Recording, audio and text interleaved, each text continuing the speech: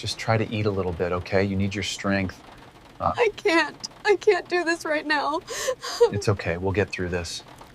The storm had arrived unexpectedly. Thin sheets of rain pelted the diner's windows, making it difficult to see the sky.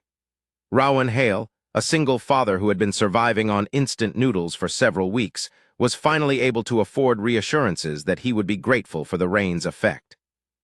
He caught sight of her before he could take the first bite. She stumbled through the diner doors like a ghostly entity, covered in water and with hair all over her cheeks. A woman filled the room with despair.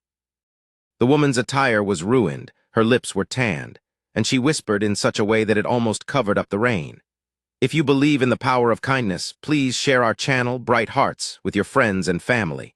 Your generosity will help us share more authentic stories that can bring hope to the world.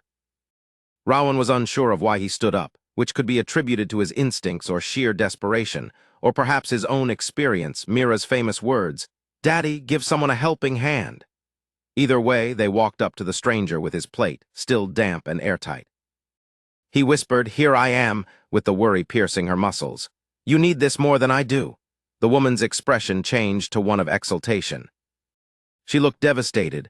Tears streamed out of her eyes and the raindrops clung to her skin as she ate the sandwich. Rowan's chest tightened, but he didn't touch her. He stood across from her, watching carefully to avoid any potential collapse.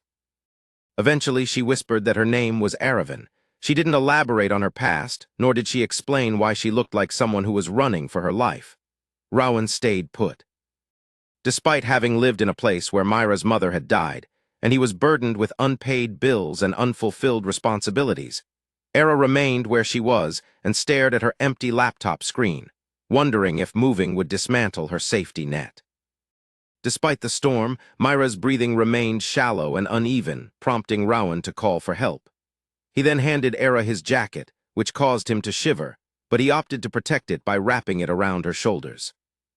She was astounded by the kindness that greeted her, as if she had not experienced it in years.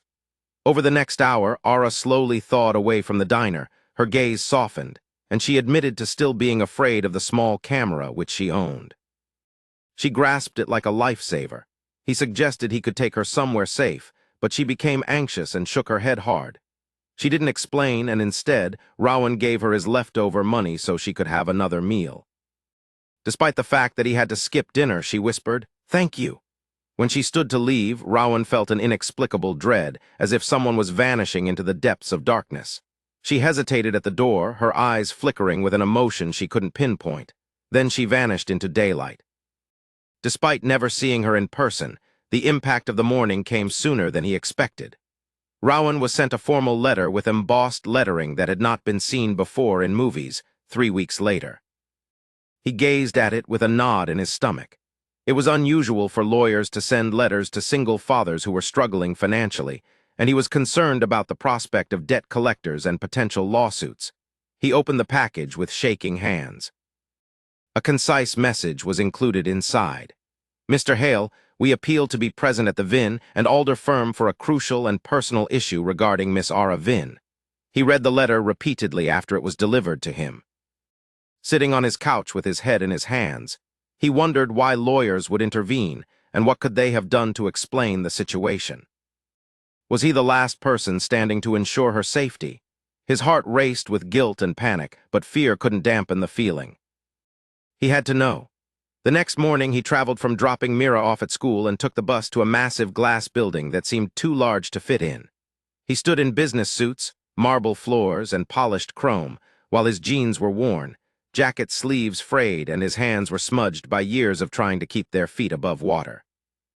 Diane's assistant guided him to a tranquil conference room that overlooked the city. Rowan strained his fists to keep his hands from trembling. Then, 2 attorneys entered and presented him with an opaque folder.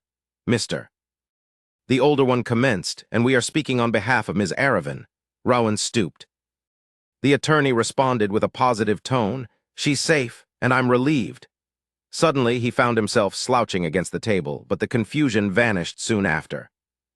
"I'm perplexed. What's the reason for my presence here?" The attorneys exchanged glances.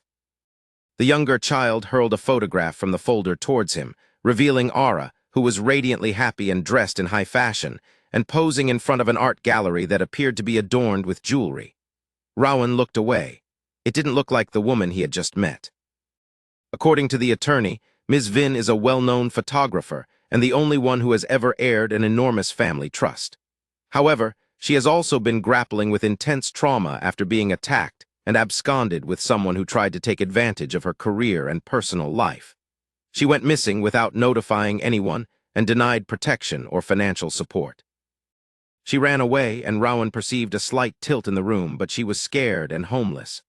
The lawyer clarified that trauma can take away life, regardless of its status. The younger lawyer leaned in. "Mr. Hale, Miss Vin stated that she had nothing but hope and that you gave her food. You provided warmth. You treated her as if she were a human being rather than just an object." Rowan swallowed up hard. Anyone would have done the same. She replied that most people didn't know, and you were the only one. He was unsure of how to react. The older attorney opened the folder and slid several documents towards Rowan. "Miss Vin instructed us to give you this. She has relocated to an undisclosed recovery center, where she will be receiving medical attention for a while. However, before departing, she wanted to ensure that the kindness you showed her remains remembered." With Rowan's eyebrow raised, the attorney exclaimed, "What the hell is this grant?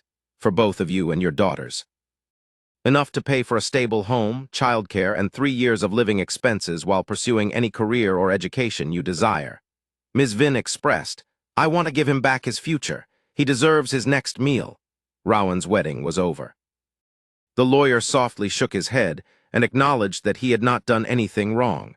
They had given hope to someone who had lost everything. "Sometimes that's worth more than you think," Rowan muttered and was overcome with emotion.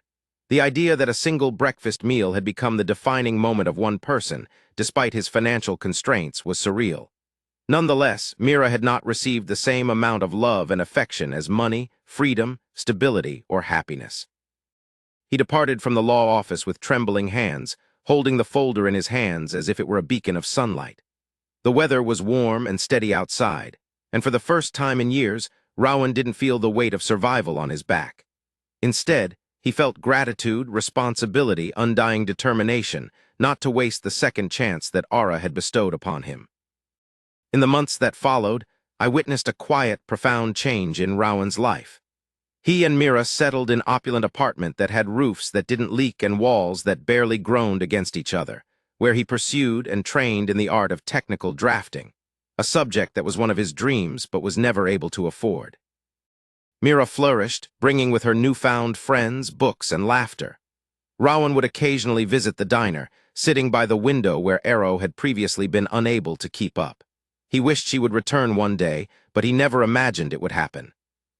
There were moments when kindness could bridge the gap between despair and hope, even in the face of adversity. If you enjoyed this story, please feel free to like, share, comment, and subscribe to Bright Hearts. Sharing stories like this helps us keep our faith in compassion.